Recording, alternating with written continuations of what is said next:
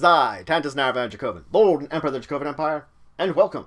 We've been talking about 5th edition of Dungeons & Dragons, 5th ed D&D. When we last left off, we were diving into adventure crafting, talking about some of the basics to help you along those steps for building your adventures. We were talking about location-based adventures. Let's continue. So now it's going to be important. One of the next steps, again, granted, I talked about you can take these steps in any order, you're going to want to come up with a beginning, something that's going to draw your characters into it, some kind of event, some kind of process. And this should be a natural event that shows off, that brings your characters into it, that you're crafting. A beginning sort of motivation for their characters, that gives them a reason to follow this adventure, to go on this storyline. Most of these begin with some kind of social interaction. Perhaps your players are at a bar talking to someone. Perhaps they're being summoned to a king. That's a traditional way of starting an adventure.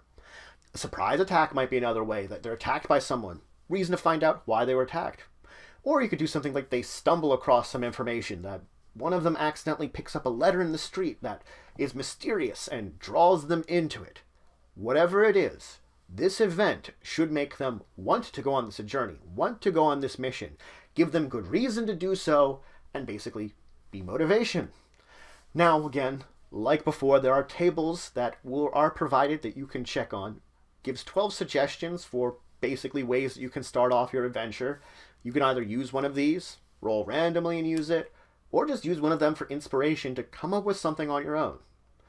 Now, just like a beginning, you need a climax, the end of your story, a resolution of all the promises and everything you've been building up until now, a resolution of this basic mission, adventure that you came up with, quest line that you began with at the beginning of the adventure. Now this end, the resolution of everything, depends on the success or failure of your characters at this point in time. But it's going to be that point in time where we're finding out what's going on after everything is said and done. Like before, chart in the book, 12 suggestions which you can either, again, roll, select, or use as inspiration.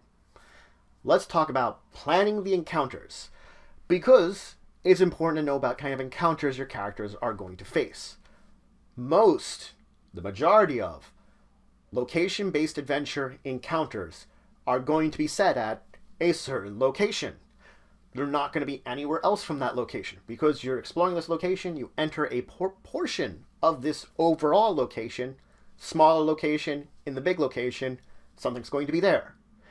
It will be important to note what other features are in there that might pertain to the overall encounter. This is important information you're going to copy. You're probably going to want some kind of at least loose map with maybe numbers or letters marking off basically a chart. You're then going to be able to go reference those numbers or letters somewhere else and see what's in that location. See that, oh, what's an A? Oh, this is the encounter I'm planning out for A. That what I'm going to have, oh, these are the features that are in this area, an A, which will pertain to the battle. Information that's going to give this location, where they're going to have some kind of encounter, life. And granted, you might not need to make full information on all of these locations depending on what you're building out. It could just be empty room, cave, forest. But then again, it could be cave with a bunch of stalactites, where something's hiding on the rooftop, where it can knock the stalactites down and fall on the heroes. Hey, that's interesting. I built an encounter now. Building encounter, though, I will talk more about later. This is just, we're talking about that you want to build them. We're going to discuss what the process of that later. Let's move on to event-based play. Event-based play focuses on characters and villains, and the very actions the two of these groups do. Where these actions take place are less important than the actions themselves. In a way, this is more difficult to build than location-based adventures, but with going over a couple easy steps, basically, similar to before, you can make this a bit easier, make it a bit more manageable. Again, these can be done in any order. These are basically a number of things you want to do to build your event-based adventure. Just the basics. You have to come up with a villain. A villain is really important. In an event-based adventure, a good villain will mean everything to your characters. It's a good antagonist. It will have its own goals, things it wants to do, actions it wants to take. It will be a proper antagonist to whatever your characters are attempting to accomplish. Whether they're directly opposing them, or the two of them have basically parallels that they're butting heads, whatever it's going to be, the villain should be memorable. And the fact is, you will use a little bit of the previous section based on location-based events to build your villain, and a little bit about what I talked about in previous adventures on building NPCs to talk about putting together this villain. But once you have that villain, it's important to figure out a couple of things. Motivation is going to be a big one, which I'll break down in a second. The other is, you should come up with a timeline of actions your villain's going to do. Things that your villain are going to do over the course of the adventure. Do not account for your player's interference. You're going to come up with this timeline as if the villain had no interference with the characters. When the characters intervene, that's when you alter it. You think about, oh, this is what my guy was planning. My villain that's opposing them was planning. Something happens, changes those plans. Maybe, maybe not. You will alter things in accordance to what your player has done to make it feel like they're doing something to the villain, messing with his plans, interfering with them, making a greater evolution of the relationship between heroes and villains. Let's break down a little bit of the sort of motivation and the kind of events that your villains are going to do. Because this is an important thing. There's 6 major types of villains that you could possibly deal with. Each of them kind of does something differently, basically villainous within the world, and brings your heroes into contention with them. The first off is the big event villain. Now the big event villain looks for some kind of major event, usually on a certain date. Maybe a wedding, some kind of holiday, something like this, something big that's going on that's going to draw a lot of people together, and this event will be the fruition of their plans, that the little things that they're going to be doing, building up in this adventure, are leading to this one big event that's going to happen. And over the course of it, the various actions the villain will take are going to reflect the big plan, the big reveal, the big thing that's going on. And your players are going to influence with their actions and opposing to the villain, possibly leading to that. Everything the villain does up to that point is for that event. And whatever your players do to affect it, to affect the outcome of it, will probably be determined what they've done to maybe undermine the villain over the course of this time, or in preparation to oppose them when the event comes. Next up is the crime spree villain. This is an interesting type of villain that over the course of the adventure continually does crimes, whether it's some kind of stealing or possibly murder, and each time ramps it up. If it's murder, maybe they kill one person. Maybe then they kill 2, kill 3, kill group, destroy a building, plan on slaughtering a massive crowd, causing a massacre. Each step of the villain's way basically increases what they're doing, that they're getting bolder and bolder, wanting to do more and more on this crime spree that they're doing. They're getting bolder in their actions. They're doing more of whatever actions they're doing. It's basically they're basically getting more extreme and increasing. And it's up to your heroes to try to maybe stop it, to cut it off at the source, to basically try to interrupt your villain from emitting these actions as they get more and more easier to detect in a way, easier to stop, maybe, but at least more noticeable. The next type of villain has growing influence, growing power. These type of villains have a basically power basis and seek to grow it or grow in corruption.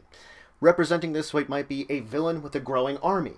The longer the adventure comes in, the more army they get, the more stronger their army gets. Or maybe the leader of a cult. Their cult grows over the course of the adventure. They're growing their power base, their influence, their corruption. There's also the once and run villain. What this is a villain that causes one big crime, one big action, and then he attempts to either flee from the forces of justice or basically avoid them. This type of villain is interesting because they've done their one big act that they were going to do, one big crime, and the hero's attempts are basically to detect the villain and capture them, bring them to justice in some way. And it's the villain, in this way, not trying to do more, trying to hide where they are, trying to avoid capture, try to avoid the players. Sort of a little more chase mechanics. A villain could be basically a serial criminal, a escalating criminal. What this would be with someone that continually tries to do the same act, the same type of crime, like a serial killer, not really escalating what they're doing necessarily, So it's not like the crime spree villain, which gets worse and worse. This is one that continually does the same thing and has to basically repeat the process, or is just repeating the process because that's what they do. Maybe they're bank robber and have to keep robbing banks. They just do that. That's what their goal is, to continually rob until they get a certain amount of money. Or again, like the serial killer who keeps killing and keeps going on. That type of villain will, again, keep with the same actions and is just going to sort of repeat it down the line. Maybe there might be some changes. Maybe there might be a little escalation in that, a little changes in it. But generally speaking, it'll be very similar. The last type of villain is the step-by-step villain. They have one big goal that requires a large number of steps to complete. And each of their steps will be some kind of villainous act, most likely. You'll be able to plan out a number of steps that this villain is going to take in order to complete the much larger goal at hand. Basically, pieces of a puzzle that they're slowly but surely put together. And the heroes are going to follow along those pieces of the puzzle as they go and attempt to prevent the villain from completing their end goal. So that's it for today. I finished talking about some of the basic steps you might want to take in designing a location-based adventure. Big things that are going to be needed in order to craft this location that you're going to be adventuring in. Just some of the basics of it. A lot more of the details are going to be up to you to fill in. I then started talking about event-based adventures, which is an entirely another beast technically. This we are focusing more on the characters and the villains rather than the place that they're in. I talked about the villain. Just a little bit about designing the villain initially, but I really dived into depth about designing the exact kind of type of villain it is, because it will make a big matter on one of these 6 types of villains I talked about. They make a difference and evolve the game in interesting ways. In the next episode, I'm going to continue with event-based adventures and try to finish that up.